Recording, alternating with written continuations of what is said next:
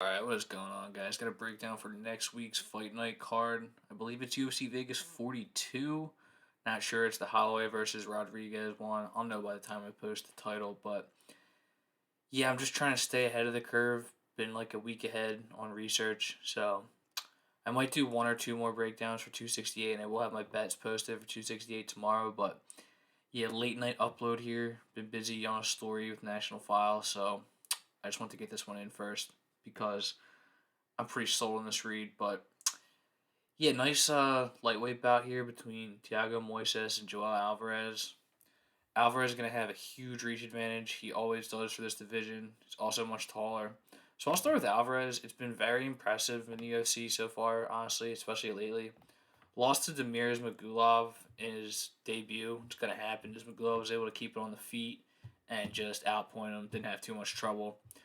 But since then, he's got three finishes, two submissions, and they were both sick.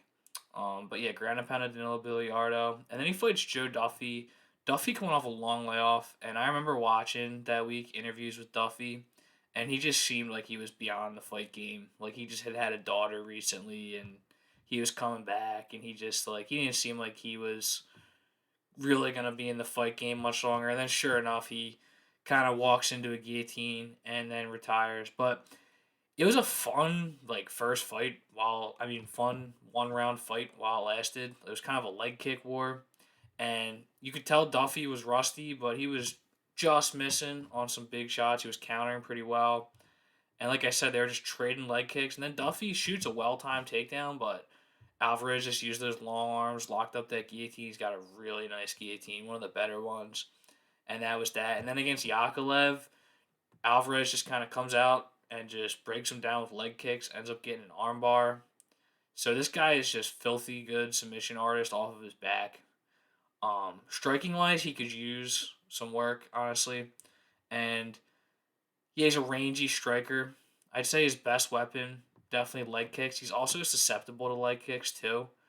And most of his opponents have tried that on him. Duffy was having some success. Like I think if Duffy wasn't rusty, and he didn't make that dumb decision of taking him down, if he kept that fight on the feet, I think he probably would have won a decision. He just seemed to be a step ahead in the striking. But yeah, Alvarez has definitely shown that he has good leg kicks. They're heavy. But other than that, on the feet, he just seems like he's a little bit behind in like the boxing. He doesn't have the fastest hands. And but yeah, he does have that reach. He could definitely develop into a good fighter.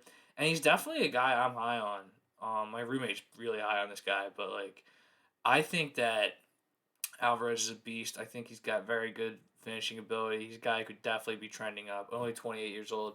The thing is with Thiago Moises, I think he's one of the more underrated guys in the UFC. Just always improving. And comes into the UFC, first fight he loses to Beneil Dariush. Just kind of gets out wrestled in that one. Dropped for a couple ill-advised guillotines early, and I think that just kind of opened up the wrestling for Dariush, and he was just never able to really recover. It's not like he got out wrestled bad. He fought off some good submissions, was able to get up, but Darius just kind of was pushing up against the fence the whole time. Was able to win that one. Then he gets a W. Then he loses to Demiris Magulov, common opponent between the two. Whatever, it's gonna happen. And then he comes back. One of the first fights after COVID, had just happened. One of the first fights back. One of those Jacksonville fight nights. Fights Michael Johnson, about 2-1 underdog in that one, and just picks up the submission. Granted, Michael Johnson just finds ways to lose fights, but it was a good win for Moises, put him on the right track. Then he has a controversial fight with Bobby Green. Could have gone either way. I see why it was given to Thiago, but I honestly think Green won that one just with volume. But Thiago just showed that he was making a lot of improvements in the striking. He's just consistently made them. And he was landing heavier shots in that one. He's honestly like kind of turning into a poor man's Vicente Luque. Like Luque is a hammer, but just striking style wise, and just they're very similar. Luque's got the good Darce chokes, but Moises has a more well rounded BJJ game, and Luque's got more power, but Moises has pretty good power himself, and he's got slightly better defense than Luque. But yeah, the striking just continues to come along from Moises. Got a lot of power. He counters well. And then that was on full display against Alexander Hernandez. He's an underdog in that one. And he just fought a great fight. The leg kicks gave Hernandez a lot of problems, which is smart to do. He's a mobile guy. and he was countering very well, and just a lot of power from Moises. When he lands, he seems to land heavier. And then he fights in the main event against Islam Makhachev. Wasn't really anything that could go wrong for his career in that one, and he ends up getting submitted in the fourth round. But Makhachev's following that same progression as Khabib, where just the BJJ and the submission game just comes along late, and then he just starts submitting everybody. And he was able to fight it off till the fourth round. So it's not like he's a guy that's easy to submit. And I know that the path here, if you want to pick Alvarez, is going to be that he's going to submit him. So it's going to be tough. And the thing is Alvarez just.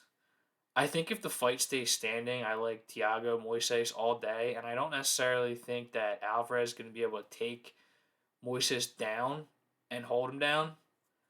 And I mean, he only needs to get him to the ground once, and he's you know dangerous for a submission. But I just don't think that Thiago is going to be troubled as much as these other guys were. But I will say that Alvarez's submission game is definitely above average.